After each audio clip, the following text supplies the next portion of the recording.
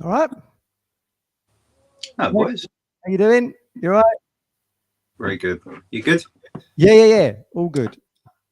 Good Is stuff. Martin, are you, if you can hear us, are you? Oh, that's better.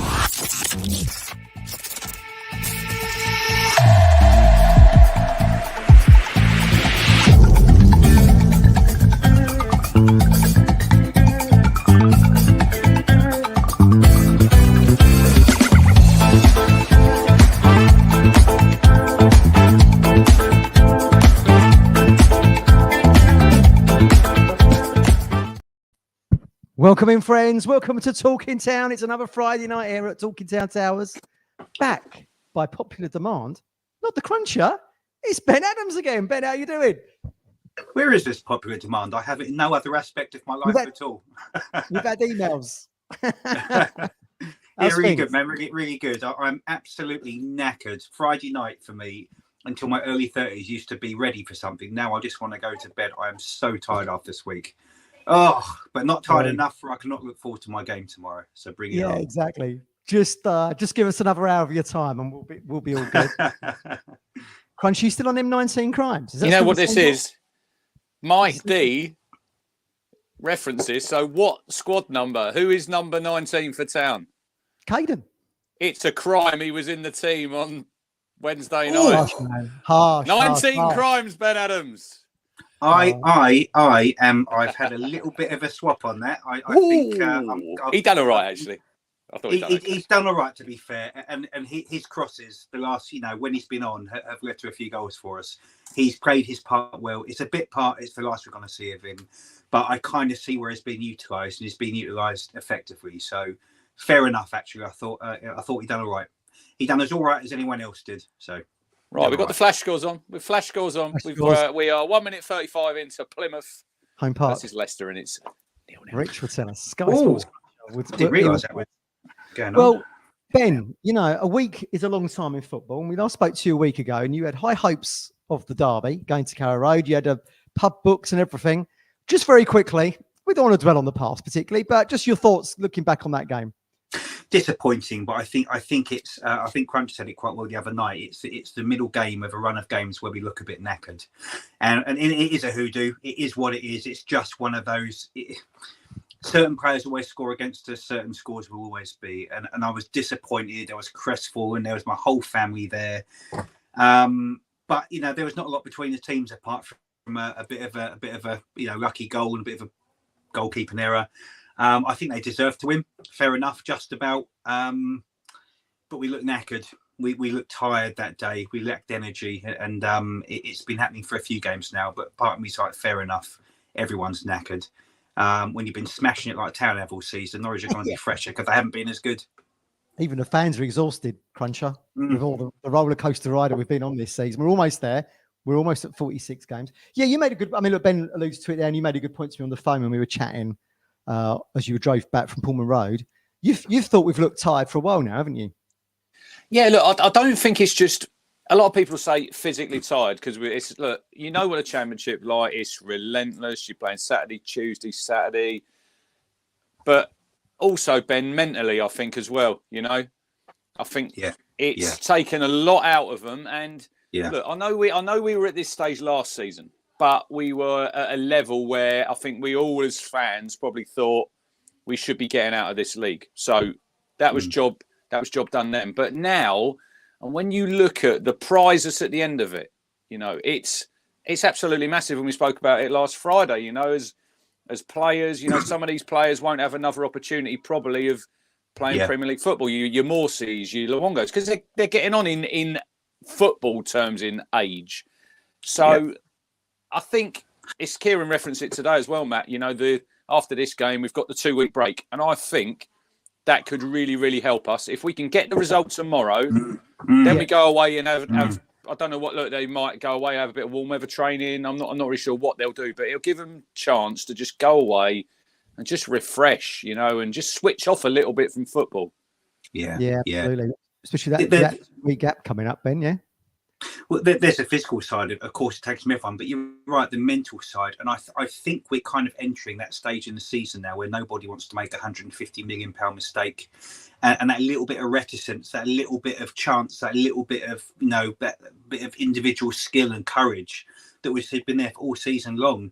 And I think people are just, it seems a little bit more safe, a little bit more people just taking that extra half a second to make the decision. And that's something that's not been there this season. It's just been happening for us. And for me, that's a bit of holy shit. I don't want to be the one who's going to let the player go that's going to go one up against us and it's going to cost us a lot. I think we're at that stage of the season. And fair enough, I wouldn't want to be responsible for a bad result by a bad decision that ultimately will cost us, near on 200 billion quid over a year and a half. So that's the hell of it. They're human beings. They're men of flesh and blood, Yeah, absolutely. Even as supporters, though, Matt, as well, I think it's really hard at the minute. The other night, I didn't enjoy the game. I didn't enjoy it. I thought we played quite well. We'll probably come on to that. Played quite well first half. But as long as it went on and you could feel in this, like you said, in the WhatsApp group, you said it's hardly a furnace, didn't you, first half? And it's, yeah. I know, like they'll say, we can be the 12th man. I get that. And I think tomorrow we do really need to get behind them. But the fans are feeling it as well, and it's... Stakes are high. Saying it every week. And some of them home games when we've had this season, when we've had 6 3-2 wins. Yeah, it takes it out of you. It does, because you're thinking, I'm aging before my eyes as you're watching this game, and it's like, I thought the other night. Look, I thought we played quite well. I think other times we'd win that game. I think we'd win that game, but we didn't. So it's just one of them things, and the game moves on. Well, Ben, were you at the game at Pullman Road? Yeah, absolutely. I thought we actually played really well, particularly in the first half. I thought they were a very, very, very good team. There's a lot of match winners in that team, and what he's doing is taking a collection of individuals and making them a unit, which is exactly how they got a point against us. But I think we could have played another half an hour and not scored. It just looked towards the end of most games we up it. That's the first. What I'm looking at. It's unbelievable. Our good friend ITFC Beard, who's now in the Discord, everybody, if you join up, has gifted another 5 Talking Town ITFC memberships. You may recall last week, Ben, he was gifting them like confetti last week, wasn't he? It's like confetti at a wedding. I flying all over the shop. I feel like I know what I'm actually seeing, which yeah. Kind of feels quite good. There's another 5 in there. ITFC Beard, we appreciate it. Back to you, Ben. Back to you. Man. I was going to say, that is the first game this season where the subs haven't made an impact for me. The first game where it hasn't changed anything, and that we're not used to seeing that. And for me, that talks a bit of everyone's fucking knackered. Of course, us we're fans are knackered. We got to watch it every week, and we're jittery. There's so much at stake, and we're all human beings just wanting something so desperately it hurts, and it takes it out of you. But think of really difficult work days you've had. That last hour is brutal. You want to get home and get it done, get your jobs finished. It's the hardest part of the day, and I think the same goes for a season as well. Let's hope you're not saying that at 9 o'clock when this show ends, knowing that your tide levels are skyrocketing. Well, I mean, look, the team, Ben, on Wednesday I keep saying Tuesday, Rich. I keep saying Tuesday. It was Wednesday. Look, we had 4 changes from the game at Norwich, Ben. In came Clark. The curveball was Edmondson for Wolfenden, wasn't it? Taylor, we all thought might come in, and then Jackson came in for Chaplin. Were you surprised by those choices? Certainly, I would say, as you coined it, Crunch. It's a Paul Cook back 2 there, wasn't it? In Edmondson. He's back, everybody. Cookie. He was back, Ben. The Wolfenden one surprised me. The others didn't, because I think we needed to freshen it up. And look, if at Norwich we look tired, then what do you do as manager? You freshen it up. And I think we did play very well at a good tempo, at least for 60% of the game. But I look at the team. We've got a good squad, and I'm never looking at a team thinking, oh shit, this is a terrible. What we're doing here. I get it. I get the reasons why it didn't quite work well enough for us. But I couldn't argue any of those decisions, and I want to see Taylor do well so badly. Kind of jumping on that Governor bandwagon, but I want to see Taylor do well. He's a box-to-box midfielder, or centre-to-box midfielder. But again, he's working in a team that is just the revs are winding down a little bit. You can feel it, and for me, I know what you guys think. Actually, I was thinking about this today. About it starts. Any team starts from the captain down. Morsey looks tighter. He's taken an extra second. He's taken an extra touch. He looks a little bit slower. And fair enough, man. The guy's not 23, and it filters down. He sets the tempo, and you watch how many times how Morty prays is how Ipswich pray, and he's been my player of the season, but he looks absolutely fucking knackered. He looks tired when he plays. He really did get Norwich, and when we said on the Sunday show, didn't we, Rich, that was probably his worst game in a town shirt. But I mean, I thought he looked, albeit with the tiredness levels factored in, Ben. I don't know what you thought, Crunch. I thought Morsey played well, certainly in the first half. I mean, this is what McKenna said on. He said the first half performance was a big positive, a big sign of where this group is at. We played bravely. We played on the front foot. We dominated the game. We created chances. That's everything we want to do. I feel like, Rich, when we spoke on the phone, half time on Wednesday night came at the wrong time for us. Yeah. It felt like we were knocking on the door of a goal, didn't it? Yeah, I think we played for about 20 minutes there. We were sort of camped in their half. We penned them in. We obviously... I mean, look, the Broadhead one, if that goes in, Off the post. The post 2 or 3 inches the other side. It is such small margins. That doesn't go in. Kiefer's header that he probably should score. I think 9 times out of 10, if he heads it anywhere else, Matt, he's going to score. He sort of heads it. It's a good save. It's a good save by Backman, but it's one I think it's at a good height, and it's a case of when you're on top in games, you've got to get that goal, haven't you? Because I think 100%, most people will agree with me. I think if we score in that first half, Ben, I think we'll go on and we'll win that game. I agree. Because then Watford have got to change how they play. They've got to come out a little bit. Look, I'm not saying that Watford parked the bus by any means. I thought they played really well. Me too. And if you look across their team, they've got some really good players. And I think a lot of people think it was... I don't know, because you look at the results the night before when we done the preview show and we were on here and Millwall had scored and then Leeds... They probably should have had a couple of penalties in that game. They didn't. They draw. And then everyone's going into that game thinking, that's Watford at home. We should beat this lot. But like I said to you earlier, Matt, on the phone, there's no easy games, Ben, in this league because they've all got good players. They've got a new manager. They've got a new manager. He's obviously putting himself in the shop window. Maybe he might get the permanent job. And you just look, they haven't lost the game under Tom Cleverley. They've drawn 4. There are no should. And drawn 1. Yeah, they have. Yeah. Yeah, and he's galvanised him. He's put them together. It's Watford, so he'll only be in the job for 6 months. But I think he's put himself in the shop window. And as we're learning, there are no shoulds in the Championship. They don't exist. But there's never a bad night for the teams around you to drop points, whether you win or lose. Thank God they drop points because it keeps us well in it. It's disappointing, but why make it easy? We want it to go down to the last day. Radio's in ears, don't we? That's how we want to. Yeah. You got your Sky Sports hat on, have you? Make it exciting for the neutral last day of the season. I mean, look, we spoke to Martin in the week, didn't we, Rich? And I'll put this one to you, Ben. If people were looking at the fixtures thinking, oh, well, Watford, that's going to be the 3 points, as you just said, Rich. But as Martin said to us on the phone, it became what he calls the trap game because you've got players playing for their future at Watford, don't want to be unemployed in the summer. They're not going up, they're not going down. And Cleverly has kind of marshaled them into this quite hard team to beat. And as you say, Rich, with an eye on the permanent job. Now, whether how long he stays there, I don't know, man. But he's been a bit of a part of the furniture at Watford for quite a few years now. Made over 100 appearances for him as a player. So I suppose when you factor that in, Ben, this other agenda that's at play with what Watford are trying to do, it did turn out to be a pretty difficult evening for us. And certainly the second half reflected that, didn't it? Where we didn't really play with much tempo at all. No, they were a good team, and they marked us tight. There were 2 players on us every time we got the ball. They were quick, but they looked fit. They looked like a really fit team, actually. That just as we up our tempo, I think even if we did, which we didn't, they would have matched us for it. They just looked like a well-drilled, good football team. And I'll never take that away from teams and that's the thing, you expect to beat Watford. Bullshit, because this is the champion. We could go and smash Coventry for all we know. There are no, you don't know what to expect in this league. It would have made it lovely to, but you can't, maybe Preston would have been the game, maybe Norwich would have been the game, maybe that would have been the game. You never know what ultimately cost us, but it's disappointing, but I didn't come away dejected because I thought we gave a good account, and it's never a bad point. Listen to Farker when he drew at the weekend.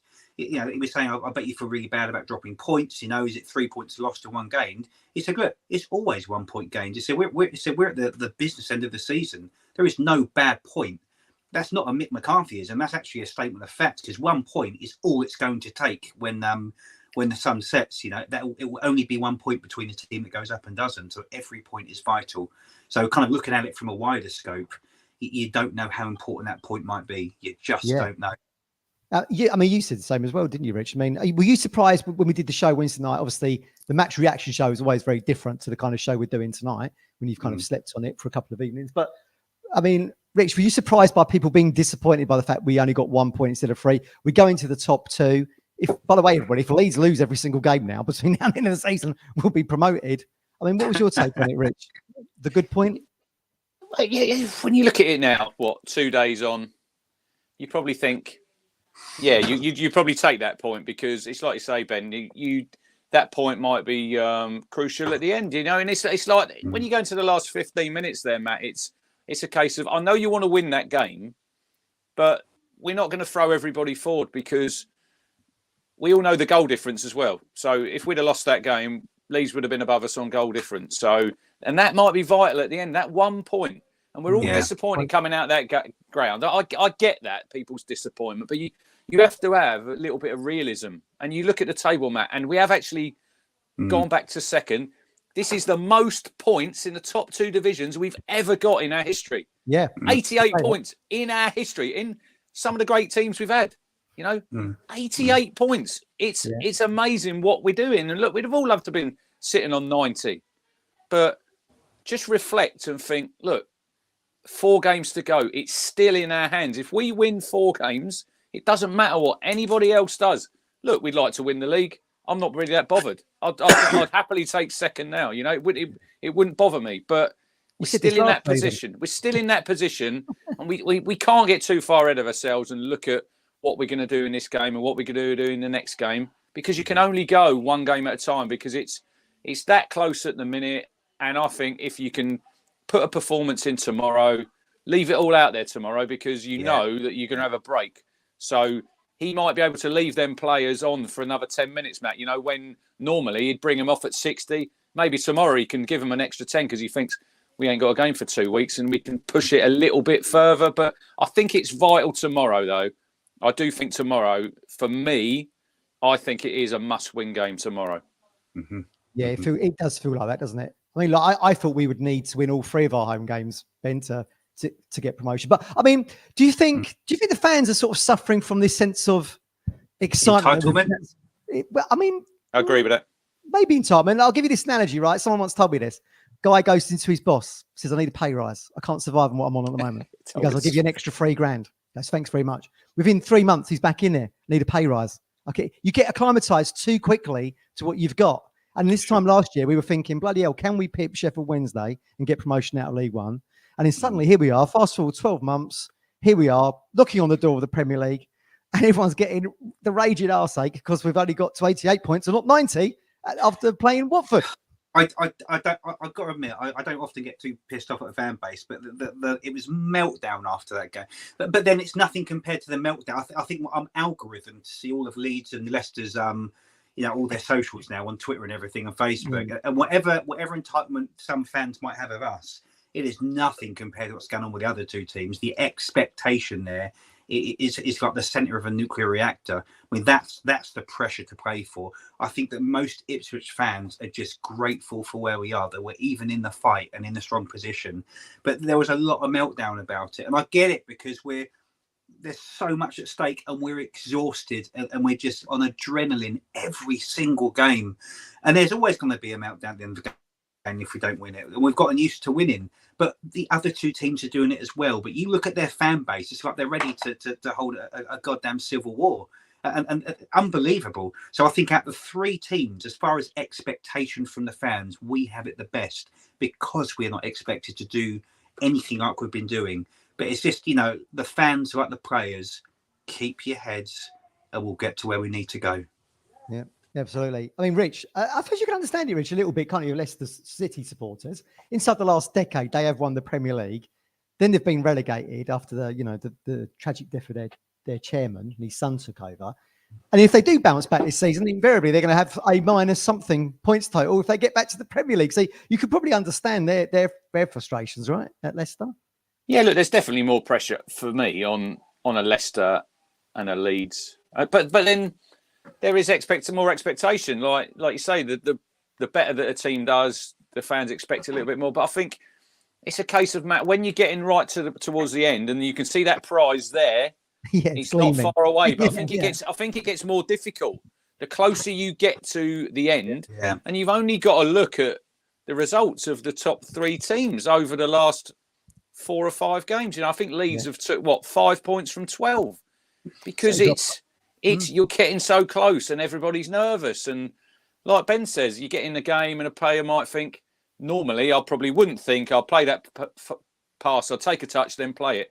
But I'm taking that extra touch because I just want to be a bit more precise maybe and not play so much off the cuff. Because I said to you, Matt, earlier, I think I said to you, I think we play better when the game, I don't know if Ben agrees with me, especially at home, when the game's a bit of chaos, Ben. chaos. There's a bit of chaos.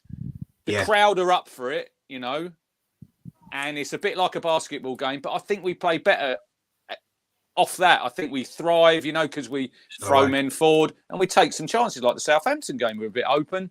Whereas the other night, we couldn't really do that because when you're not getting that early goal and the way that Watford set up, it was hard because they were denying that space. And then, like you say, then it becomes a bit more nervous. You might take an extra touch and then the fans get a bit more nervous. And it's just a bit of a vicious circle in the end. Whereas tomorrow, Ben, I think Borough will come.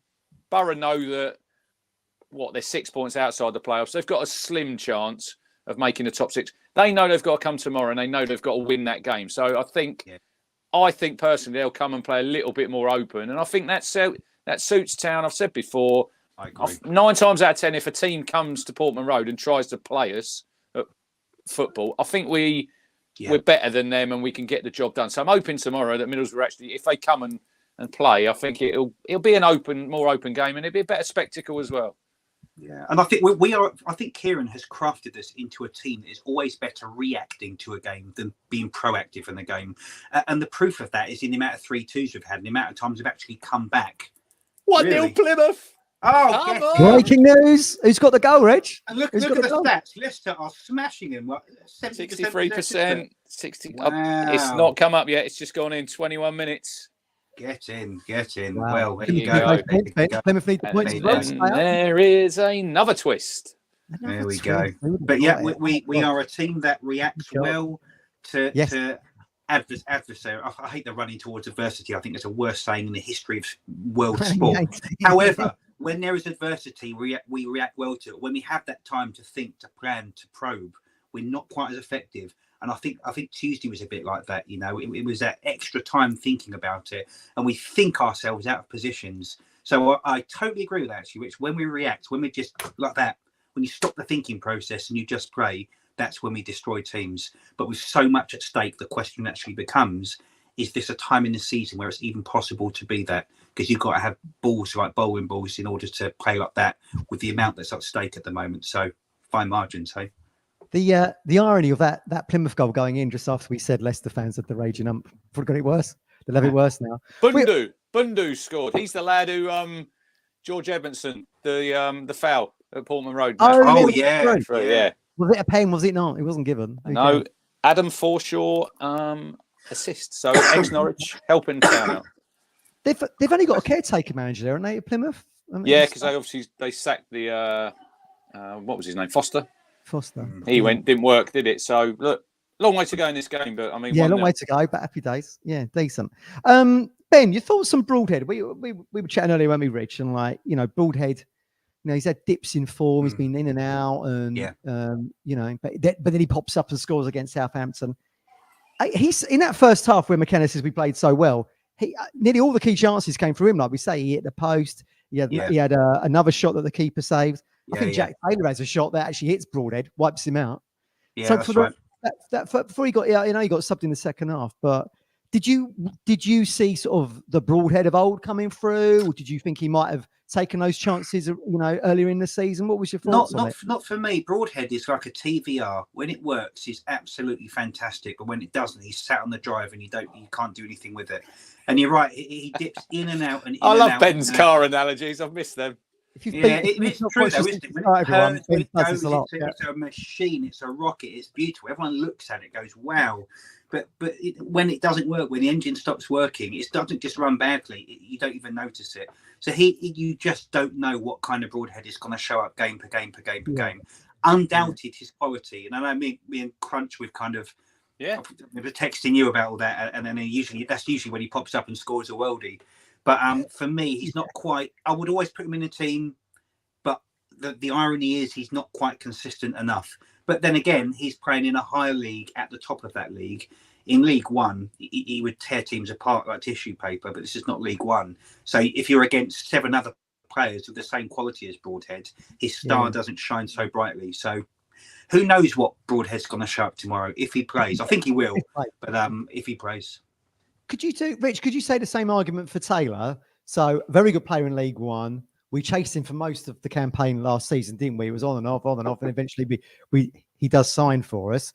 And we were, when he comes in for Luongo's like nuts and bolts, isn't he? He's quite happy just to be in Morsey's shadow, be a mopper upper. He gets around, he gets the tackles in. He's quite content to play that. Do you think, Rich, that Taylor comes with a little bit more kudos in the fact that we know he can score a worldie? We know he scored goals for Peterborough. On occasion, he did play in that 10 role, and everyone keeps debating this, whether or not he should be playing further forward. Do you think maybe those expectations on his shoulders, suddenly you suddenly get the Fisherman full time on Wednesday night going, I thought it was neither here or there, it was a bit woeful for me. Is it the expectation that we're putting on him, do you think? See, he must know that himself, that he hasn't obviously had the starts that he's probably expected. I remember when we started, we had a previous show for Sunderland, the first game of the season. I mean, it seems like 5 minutes ago because the season just raced by. I think I had him. I think Luongo had a bit of a knock there, didn't he? And he was a little bit doubtful going into that game. And I thought, Taylor will start. He didn't. Luongo started, and then Mass has been absolutely fantastic. So when Taylor comes in and has that chance, he must feel a little bit of pressure, Matt, that he has to perform. And I thought the other night, I don't know what you two thought, I thought he played quite well. And for me, I don't know if it was one of them subs, Ben, where it's like you say, 60, 65 minutes, you've got it down on the sheet, this player goes off, and these players come on. I was surprised that it's 0-0 in the game, and I would have kept him on because he's always got that goal threat. Like you say, Matt, Luongo does the job.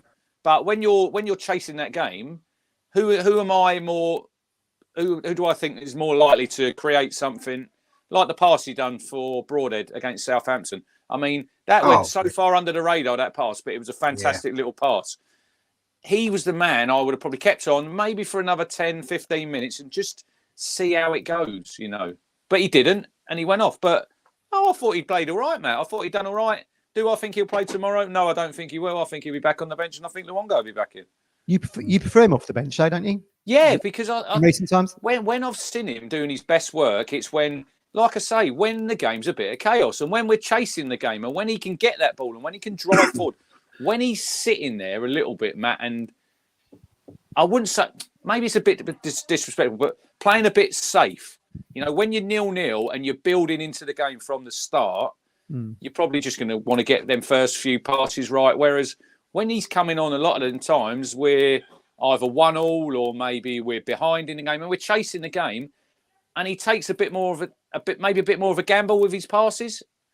But I thought Jack Taylor done all right the other night. I didn't agree with Mike when he was saying that I thought he was really poor. I didn't think he was, but no, not far from it, not at all. I think, Ben, with Taylor, he does get a lot of unnecessary stick. But I think maybe it's because people just find him something a little bit, as I said earlier, he comes with a little bit of kudos and he's got the shot on in him. And he was a pivotal player for Peterborough. I think he even captained them on occasion. I might be wrong there, but I think he did. But he never really lets the club down either. I mean, like when people say someone was woeful, he weren't very good, he didn't do this. It's not like cost you a game or nothing. He ain't scored no goal, done a back pass, they've scored from it. I just feel like probably he's just a little bit anonymous when he starts. It's been a long time since I've seen a Town player that was woeful, and I mean truly woeful. You just don't see it, and that's part of where we're at as a club. When a player just has a good game, an okay game, it seems like it's woeful because the standards have been so damn high. So you kind of set your own standards in order to compare yourself to be woeful because the frame of reference is completely different now. I thought he had a solid game. I thought he was good. I thought he was no worse than anyone else really on the pitch. he's a good player, and I think his time for us will be, you know, when Luongo is more, you know, is losing them games, getting a bit older. Luongo's a safe pair of hands. He's safe. But at this stage of the season, I suppose the question is safe enough? Do you need the player that out of nothing can score a 30-yard goal and that wins the games? Just ask Millwall. Yeah, exactly. Yeah. Okay, we're about halfway through the show here, fellas. We're just going to have a little break here and look towards tomorrow. Rich, is the foundation day. I know you had it on your header there. Yeah. And we had this last season, of course, when we beat Charlton 6-0. So look out tomorrow, everybody, if you can afford it. There'll be buckets around the stadium where you can donate to the foundation, all doing all that great work in the community. You can pay cash. I believe they're going to have card machines as well if you can afford it. Rich, I think you can text in as well, can't you? Yeah, you can. I think they've got a Just Giving page, so you probably need to go on the club website and it'll probably be on there. But if you want to text in, text ITFC followed by the sum, e.g. ITFC 10 to donate £10 to 70850. And last year, Matt, the Charlton game, which we won 6-0. So I don't think we'll have the same score tomorrow. We'd like the same result. They raised 30 grand that day. So hopefully they'll raise a lot more. But look, we spoke about it on here when obviously the previous owner was here. This is what we lost in the community, and Mark Ashton spoke about Norwich were coming into our territory. But look, Dan Palfrey and his team, they've done such a fantastic job. You know, you've got to take your hats off to them. And obviously you've got Connor Chaplin. He's in the foundation, and Natasha Thomas. And it's great, isn't it, that like when these players sign for the club, you want them to be good at football and playing for the team. But it's so much more that they do, the work that they do in the community. And look, fantastic. So hopefully tomorrow, dig deep if you can afford to. Let's raise some money. I mean, we've raised money on here before, haven't we, for like the disability team and that, and it all falls under that banner, doesn't it, Rich? The foundation. Yep. And you went and presented some of the gear to them. I mean, having witnessed firsthand the work that's going on, I mean, just tell people a little bit about the impact that you saw when you was at the training ground that day. Yeah, look, you got Lee Smith. He's obviously a disability officer, and he trains the lads, and they play in tournaments. And it was great when I went down there, and Wolfie was there, and Wes was there, and just the joy in their face, like when they came over. And look, Fridge paid for it all out of his own pocket, didn't he? The kit, and we raised a couple of grand towards like training tops. And I mean, when they came over, and you're shaking their hands and you're handing it, and you're thinking, it's brilliant, you know, just a smile on their faces. And look, they got walking football they put on down there, loads of stuff. I mean, Portman Road, I reckon every night down there must be something going on that practice pitch out the back. And it's fantastic, but it's what this club should be about anyway. And when we lost that, you know, you lose a part of your identity, Ben. That sort of all disappeared. That's back now. Yeah. We've got that back, and we've got a team and a club that we can all be proud of as supporters. I agree. And a club that's accessible, and it feels accessible for people, particularly where it's a bit harder to come to. And it's just part of that thing that's been missing for years. And it's one of the, you know, we all get, you know, of course, the sun in our eyes from the achievements on the pitch, but what's been achieved off the pitch, it goes under the radar. And it's been a huge part of what Game Changer have come in and changed the culture, literally from the bottom to the top. And it's you know, again, it's getting a whole generation of town fans in who might not otherwise have been engaged. And you'll see the benefits in 20 years' time for that. And I'm all for making things more accessible to people, and they actually feel they can be a part of it too, because that is not where we've come from before the change of ownership. Brilliant. And just quickly, tomorrow, so I don't know if you see online a supporter called Gary Battle. He sadly passed away. Yeah. He was 52. Yeah. He had a stage 4 brain tumour. So a little bit like, you know, what Martin had. Yeah. So tomorrow they want to get a minute's applause. Gary was 52. So on 52 minutes tomorrow, we want a minute's applause. And I would say Blue Action will probably get involved in this, Matt. They normally have some great banners, you know, they've done before. So, 52 minutes tomorrow. Get up on your feet and give Gary a minute's applause, because he was a staunch Town fan. I think he supported Town all his life. So, look, not to try to make it too somber, but look, we're sitting here with the privilege of watching this go down to the wire. And all the debates people have, and the dejection and the elation, we've got, you know, people within our own Talking Town community like Ben, you know, people who are not here to see how this season ends. I bet this guy Gary wanted more than anything just to even to hang on for 4 more games, just to see how it all ends. We've got the privilege of seeing that, and it is a privilege to have. So, yeah, too right. I'll raise the glass to him tomorrow, because he would have wanted to have been there these last 4 games. Yeah. Well said, Ben. Absolutely.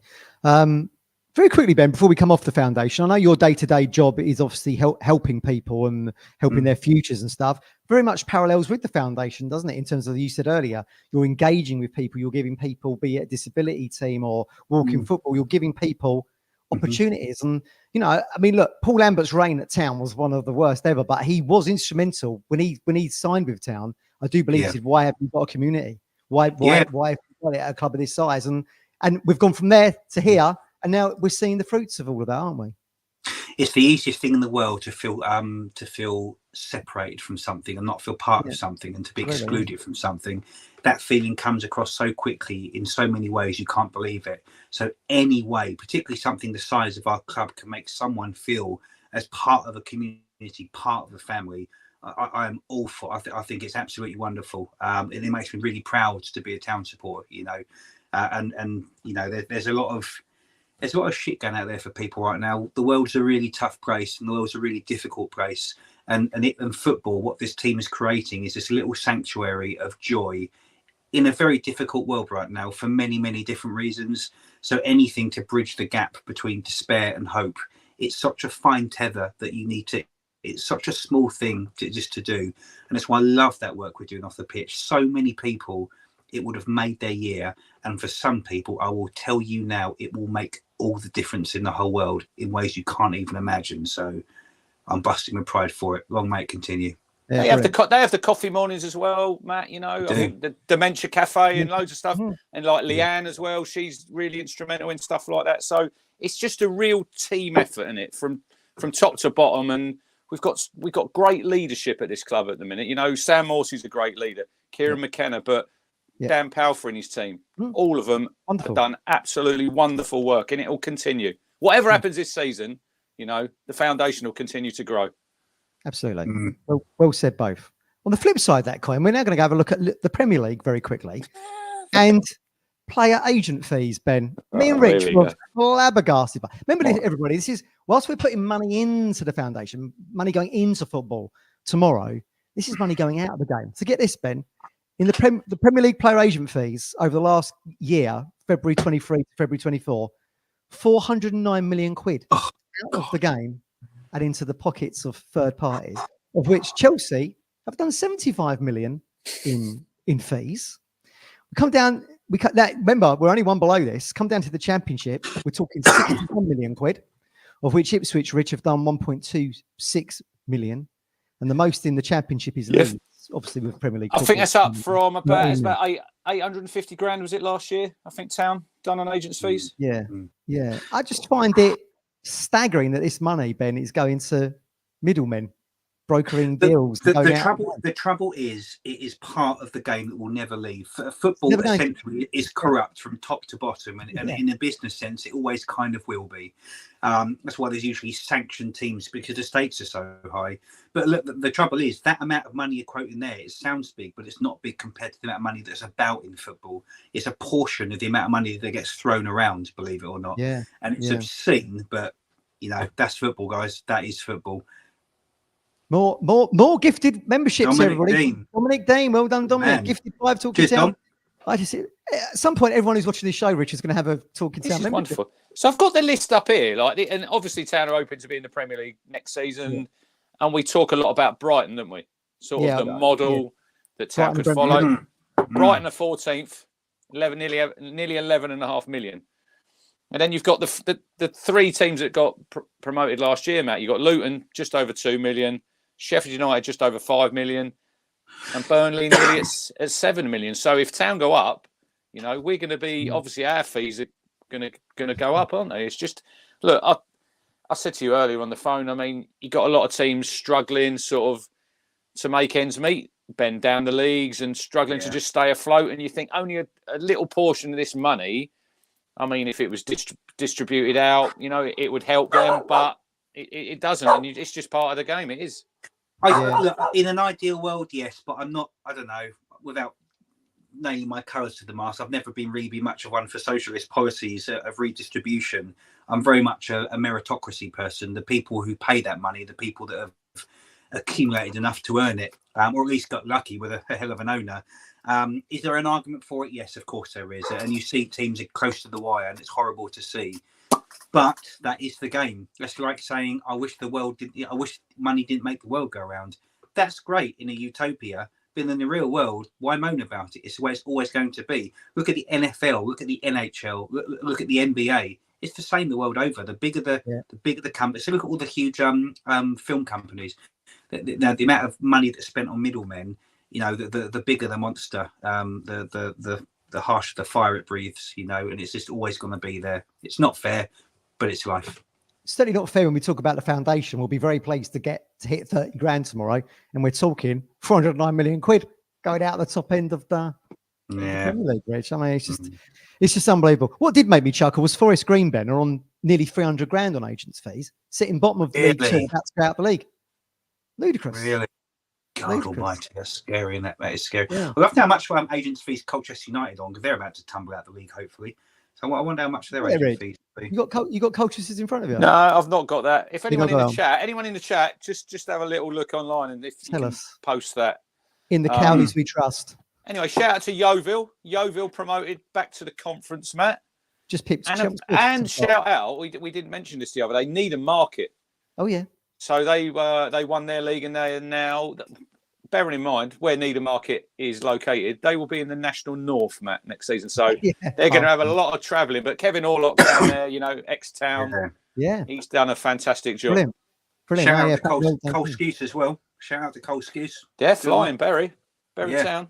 Is he still in charge there, is he? He's got new contracts. I think they're sitting third in the league. I think they're unbeaten, Matt, in about 15, 16 games. So I think they're obviously going to be in the playoffs. But is he playing McCarthy ball, do you think?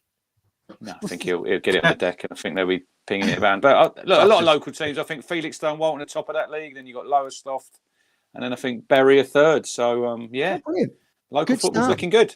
Good stuff happening locally. All right, let's head back to Sportman Road. We've got Middlesbrough coming in tomorrow, and it's McKenna's old pal, Carrick. Rich, do you remember when Carrick and Solskjaer come and watched us? Was it at Doncaster?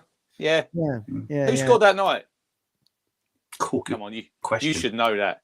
You're a big fan of this man. I don't know. You'll have to tell me. Can't remember. Big T. Big T. Oh, yes, he did. Of course he did. Big T. Is he still in Sheffield Wednesday? Is he still there? I think he was on loan. I think he went on loan. Charlton? Yeah, he was on loan at Charlton. I see Ladapo, they reckon he won't play again for Charlton. He's obviously... Yeah, I read that. He didn't make the match squad last night. Yeah, Nathan Jones has obviously got his own ideas, and I think Kamara's obviously there as well. He's not playing as well. So everyone's forgotten about him. They'll be back at town. They'll be back at town in the summer, and I thought both of them would move on. But yeah, I remember that night when Solskjaer and Carrick were in town watching a budding young manager called Kieran McKenna make his way in the game. Yeah, absolutely. So Borough rock up tomorrow, Ben. They're actually undefeated in 8 games. They've won 5 of those 8, drawn 3. They got a draw at Southampton last knockings, and obviously drew 2-2 against Hull. 62 points. They've won 18. They've drawn 8. They've lost 16. So they don't draw too many games. But sitting there on 62 points. Is this another Watford in the making? Is it one that we're all looking at and going, oh, it should be 3 points? I don't think so. I don't think so, because Watford have nothing to play for. So they play with a sense of freedom that you don't see too often at town. But I think Middlesbrough, they're just about close enough to have something to play for. It's a tall order, but they have got to attack us tomorrow, which means they're going to leave themselves open at the back. And I'm thinking maybe some of the reason why we're so good towards the end of games is because teams have to attack us, because we're usually beating them, and that's when we usually go and score or finish them off.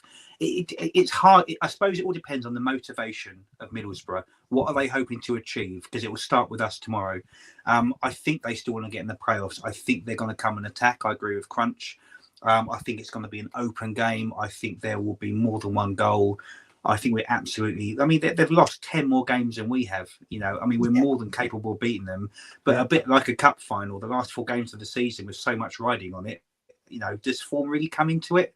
Not really. And the top three teams are proving that right now. So it just depends what Middlesbrough show up. But I think it's the one that is going to come and attack us, because there's still something to play for. Well, I know you think that as well, Rich. And this is what McKenna said today. It's going to be a really exciting game. Two good teams, two teams with a lot of similarities. So we know we're going to have to perform very well. They're certainly one of the best footballing sides in the division. I don't think that's a surprise with Carrick as the boss. No doubt about that.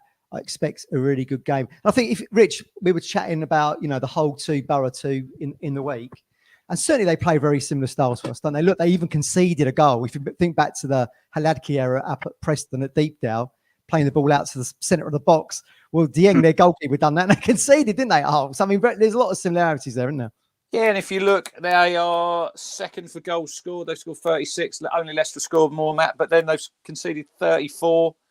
And there's only 7 other teams have conceded that less than that. So you think, look, I think it'd be an open game. Because they know that they need to probably win their 4 games, don't they? If they're going to squeeze in. I don't think they will. But then they could do us a favour the next game because they play Leeds, Matt. So yeah, absolutely. Yeah. So look, they got they play good football, like you said, under Carrick. You expect that. Got a former Town player playing at centre half. He had a bit of a stinker up there, Matt Clark. Is he playing well, apparently? Yeah, good player. Good player. Had a few loan moves, didn't he? When he left Town and went to Pompey, and he was at Derby. I think he got Player of the Year at Portsmouth. Look, they made a couple of good signings. I think in January, Matt, they got Luke Ayling from Leeds. Yeah, he's playing right back. Yeah, good player. Bit of a shithouse. I think I like him. And then they got Finn Azazu. We know him quite well from Plymouth. They signed him. I mean, Martin said, I think in the WhatsApp group when he went, 2 million. I think he's an absolute bargain. Plays in that 10 role. He was at Villa, so scored a good goal against Hull in the week. Yeah, good goal. That was if you watch the highlights, a good counter attack. They've got some dangerous players. I don't think you have to respect everybody you play because they're all decent teams and they've all got players who can hurt you on the day. But I think do you think it means though that although we're in the last 4 games and we want to win tomorrow, and you said it was a must-win game tomorrow, do you think the fact that they have to play the teams around us means it's not necessarily so? Because I'm telling you, this will go down to the last game of the season. There's no other way this is happening. But because they play, Southampton play Leeds and Leicester, they have to play Leeds. Do you really think tomorrow's a must-win game because of those permutations of games? Yeah, I think it is, Ben, because I'm looking. If I look at us tomorrow, look, we don't know what's going to happen because at the minute Plymouth are beating Leicester. But if I look at Leeds. Yeah. If I look at Leeds playing Blackburn at home, anybody has any confidence in Blackburn, all they do is need to go and watch the highlights when they play Bristol City in the weekend because they were it was car crash defending. They lost 5-0.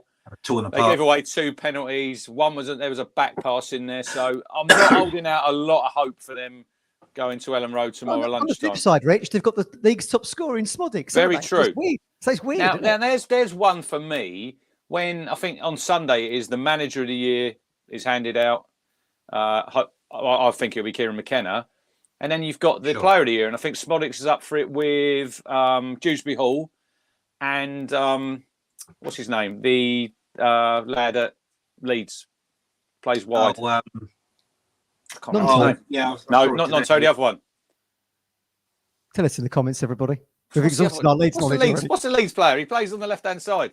He's a brilliant Somerville. Right. Good player. So if that was me personally, if I'm handing out that award and I'm looking, Leeds Leicester up the top. Sammy Smodics, he should be winning that award, Matt, for me because he has single-handedly carried Blackburn this season. I think he's got 21 league goals. I think he's got something like 25, 26 in all competitions. He's had a fantastic season. Can he help Town out tomorrow? Ex-Cole U doesn't like Town. Wouldn't that be great if he went there and banged in a couple? Yeah, but didn't Blackburn go to Sunderland and hit 5 themselves? They did. They did. The championship. Gotta love it. Gotta love it. The championship. Plymouth winning 1-0 at Leicester, and the stats are just ridiculous. The Leicester are all over him, but the championship, baby. That's why it's the best league in the world. You just don't know what happened. We obviously won 2-0 up at the Riverside earlier in the season. And as I said in the show Wednesday night, Rich, one of my favourite moments of the season was when that ball got skied and Haladki just cushioned it outside the centre circle and then calmly passed it out to Harry Clark. Just right in front of the away end that was, because we sat on the side there and you think, blimey, he's about 15, 20 yards out of his goal. most goalkeepers probably wouldn't even be that far out. Yeah. But it's like the touch he took. Yeah, look, he's had a good season. I think we should talk about the save the other night, Matt. We 20 sort yards of out over that. Could have been a Being bit that far out your box. Right. Jesus Christ. Did the guy, the Watford guy, I can't remember his name. Kimbe, I think it was. Kimbe? Did he mean that, or was it just launching it down the field and get rid of the ball? He meant that. 100% he meant that. Look at the way he arches his back and his body. He's like, we're at the end. There's one more kick of the game. There's an open goal. What would you do? What would anyone do?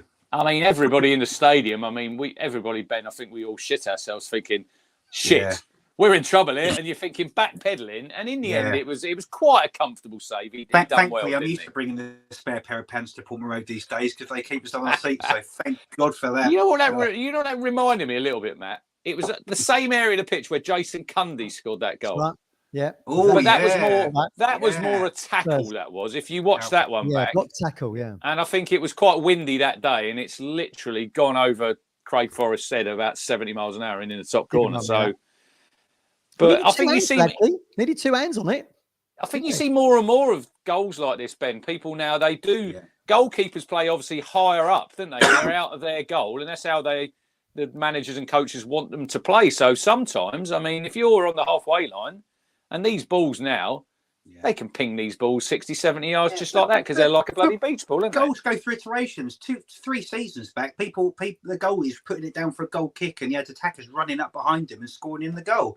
Yeah, Macaulay Bond done it a few times. That was happening all over the fucking country. But the type of games that goalkeepers play have changed that. Whereas they're so high and they're all playing from the ground. Just quickly, I don't know if either of you saw it the other night, talking about goalkeepers playing different. You know now when the centre-half takes, they split on the edge of the 6-yard box and they take that goal kick. Now, I don't know if either of you saw it in the Champions League game, Arsenal-Bayern Munich. Did you see it, Matt? When Raya has got the ball, placed it in the middle of his 6-yard box and he's passed it to Gabriel, standing on the left-hand corner. Now, Gabriel thinks he's just knocking it to him. He picks the ball up.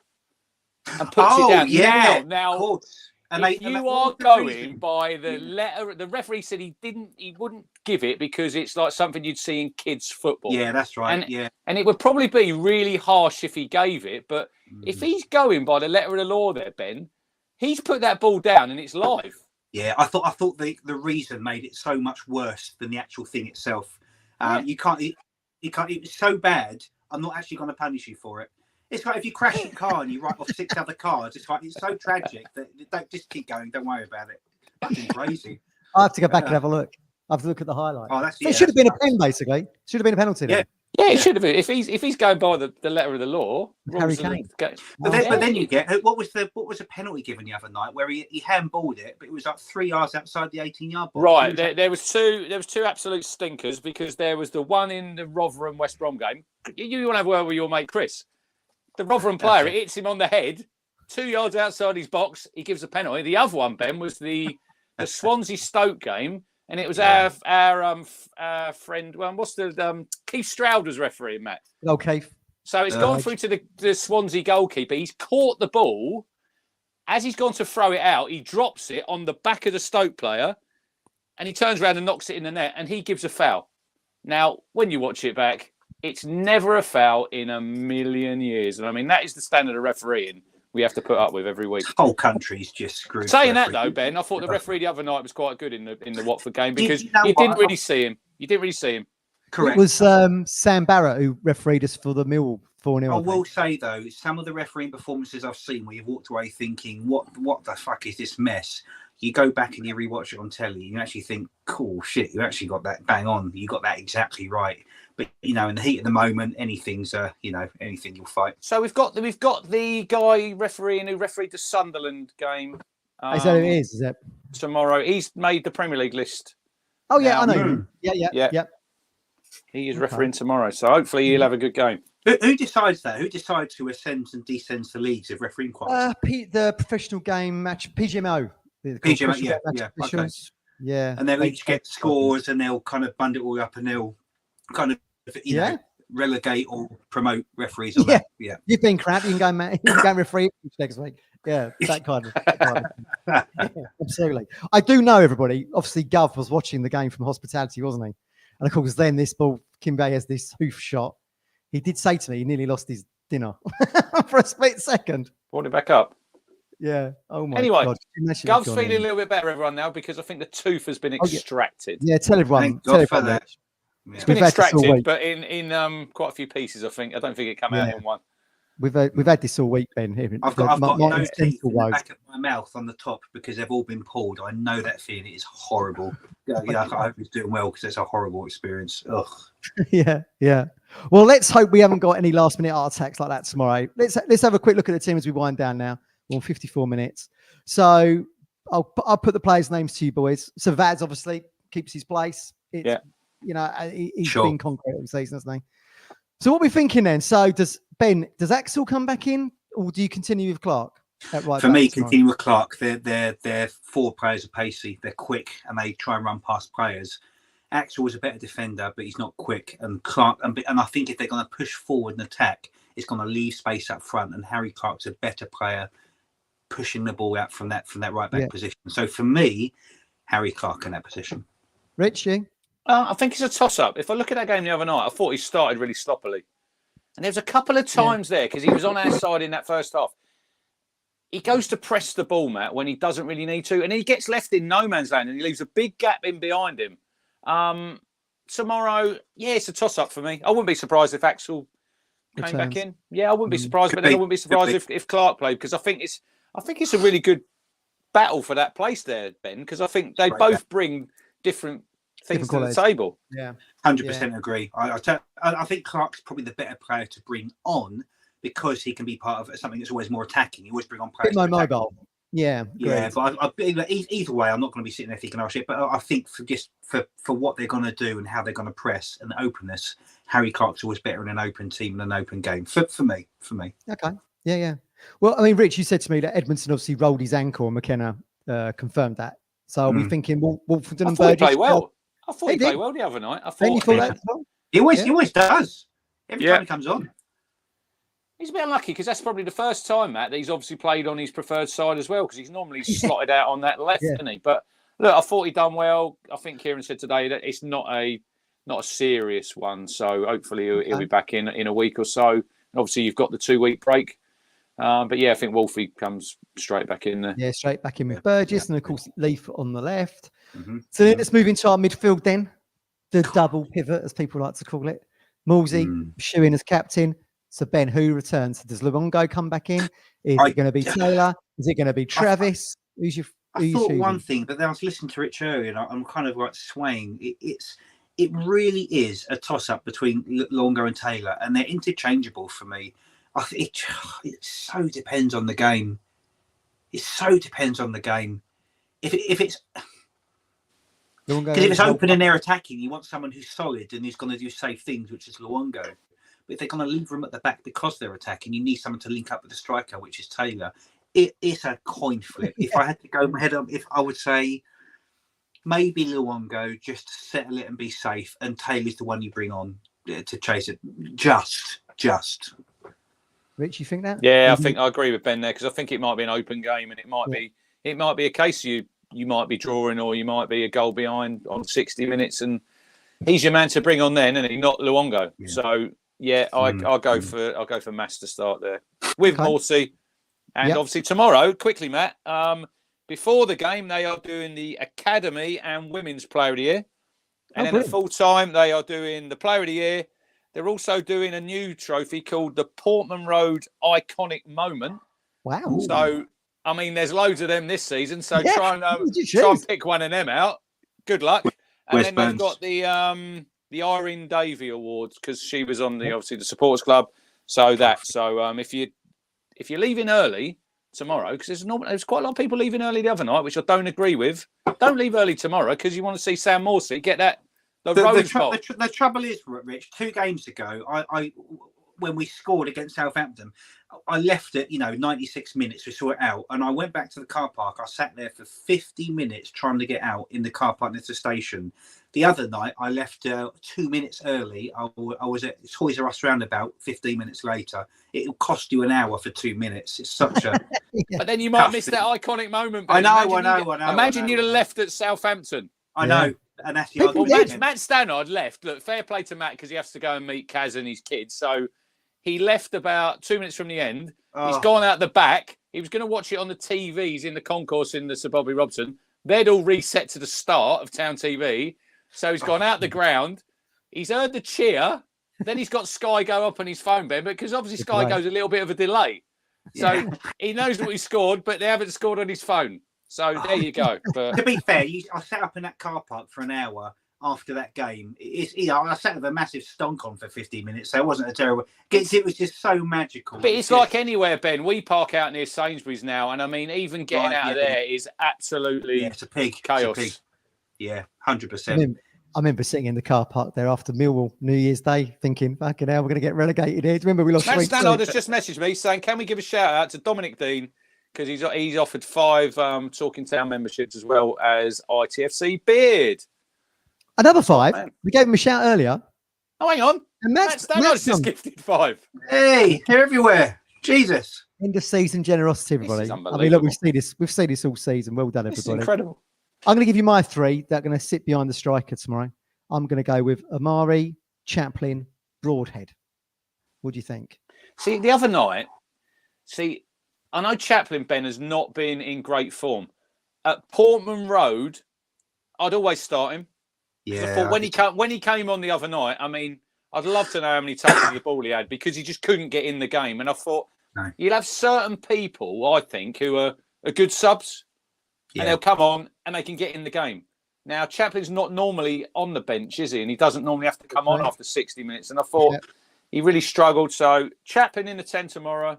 Amari, I thought, played fairly well. And I think it might be Sarmiento time. I mean, he's pushing for a start.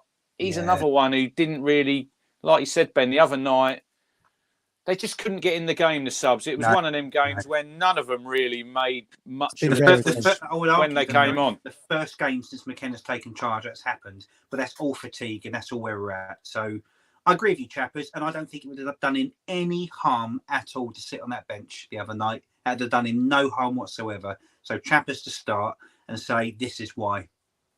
It's score tomorrow. It's score tomorrow. Yeah, I 100% agree with you. 100% with you. And are you having on the flanks then, Ben? Are you going to go with Amari and Broadhead, or are you thinking different? Broadhead, God. Amari, yes, I think he was fantastic the other night. Actually, I think he was the man of the match for me. He was brilliant. But he looked like he got something back, and he just looked fitter and quicker. Probably Broadhead.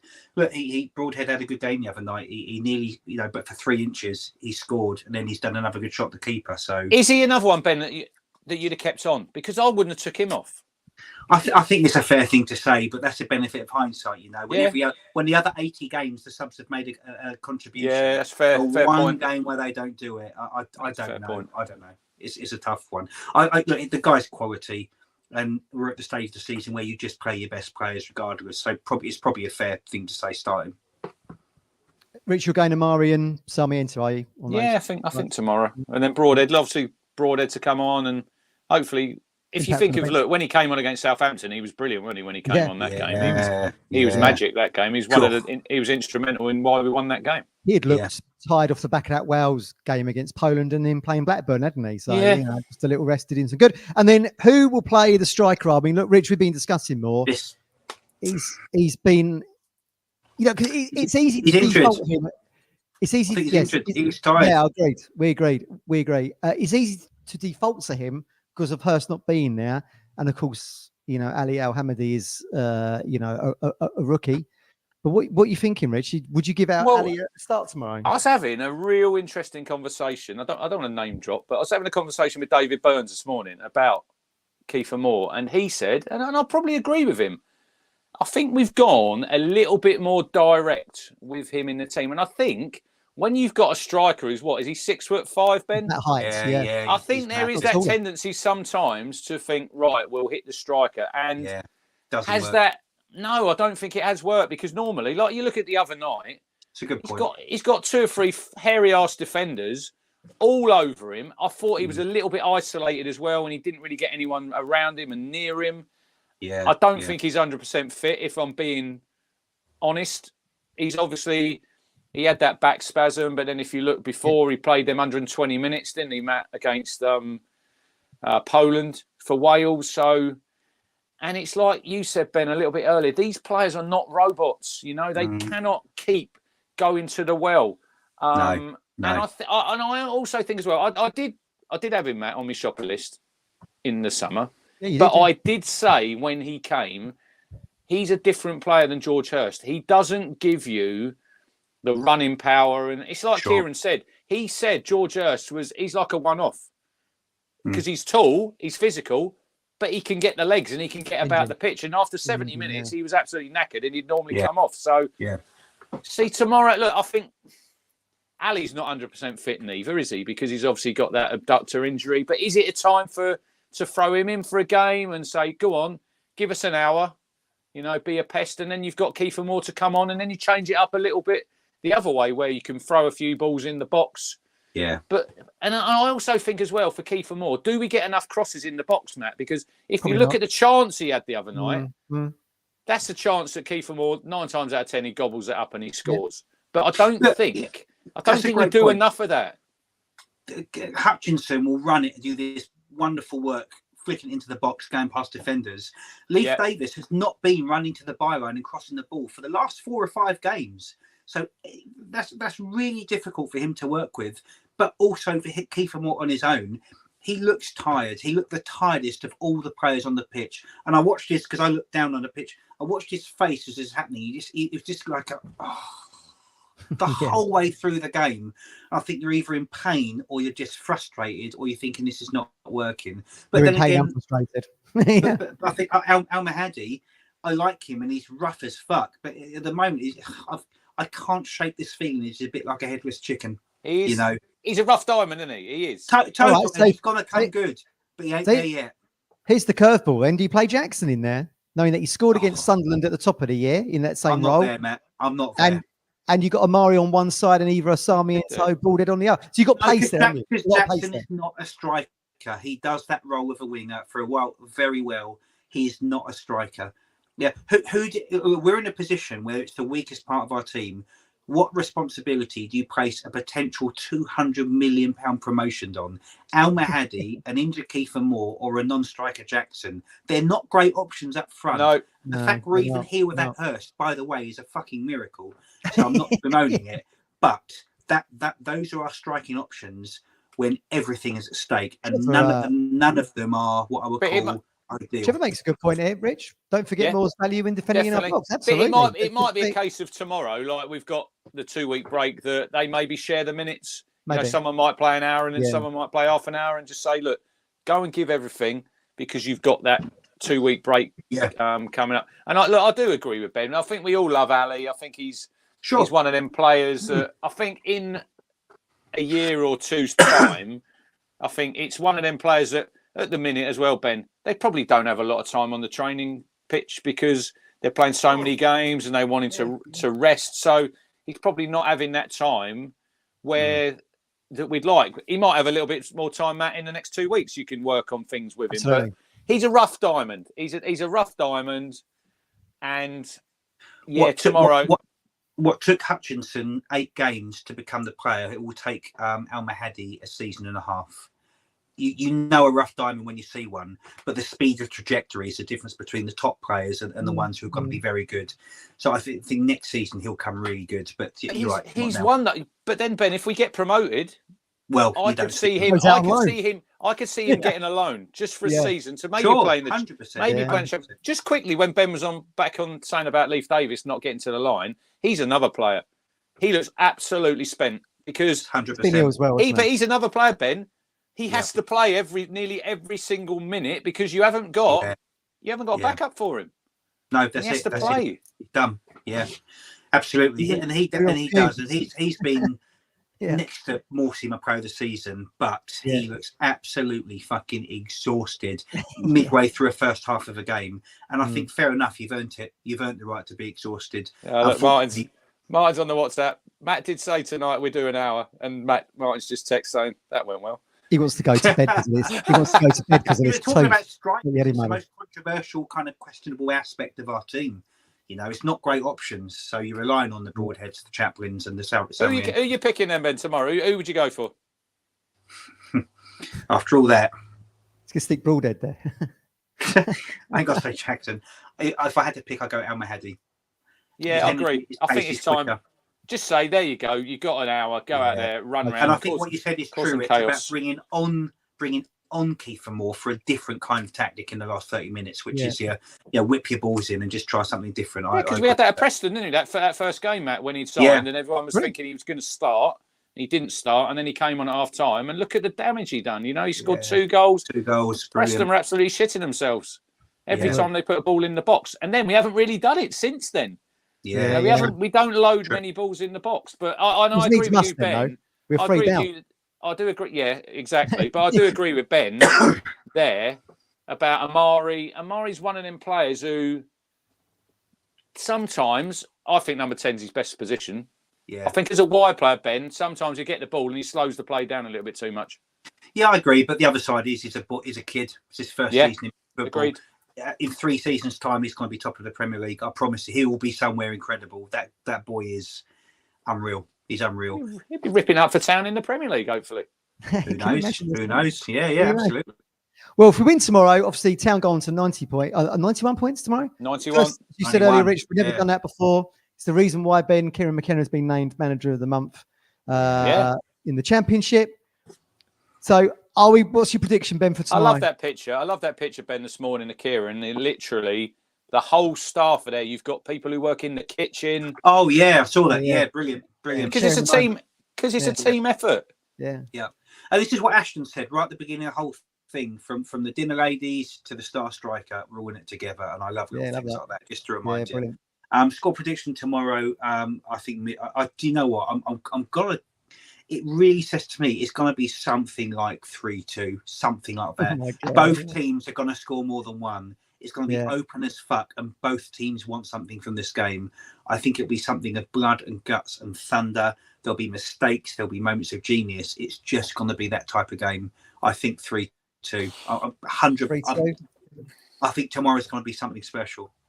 Maybe for Middlesbrough, hopefully not, but who knows? It's going to be a hell of a game. Rich, you think the same? It's another one of them fine margin games, I think, isn't it? I think it is. Yeah. And I think we all hope it obviously comes out on the blue side. And I agree with Ben. I think there'll be goals. Although saying that, I think we've actually defended a little bit better the last few games. If you look at Blackburn, we kept that clean sheet. I know Southampton, but look, Southampton they've got Premier League players. They're going to cause problems for a lot of teams. Apart from Norwich's free kick, we defended really well against them. Yeah, and I agree. Agreed. But tomorrow, I think it'll be an open game. We have to win the game. And I go with Ben. I go 3-2. Yeah, it's going to be filthy. 3-2s. Bring a pair of pants. Bring a pair of pants. I'm going to go Town to sneak it 2-1. But I think it's going to be tough. And I think they're going to be difficult to beat. And I've got a mate, Gary, who's a Borough fan. He seems to think they'll be able to get a draw at Portman Road. So we'll wait and see. All right, gents. Anything else? Frank Weston, he's going to be with us tomorrow. Frank's will be at the statue. I think tomorrow, these games now, I think first goals, Ben, I think are absolutely massive. Aren't they just? They're worth their weight in gold now. I just don't know who's for it. But we're 52 minutes in. It's still Plymouth 1-0. Plymouth are totting up the yellow cards, Ben. They've got 4 yellow cards as well now. Yeah, we're joint top. You know, it's all right. We're doing all right. It's But from what I'm seeing from all the things on the Plymouth on Twitter, they're being outclassed, but they're fighting for every ball, like absolutely fighting for every single ball. So fair enough. Just keep doing it, please, God. Would that be great? Another chance to do Tuesday again. Yeah, absolutely. All right, guys, we've done an hour and a quarter. It's been a great chat.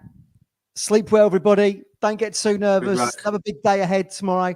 Let's hope there's 3 points, and we'll see you at the statue at full time. Take it easy. See you later.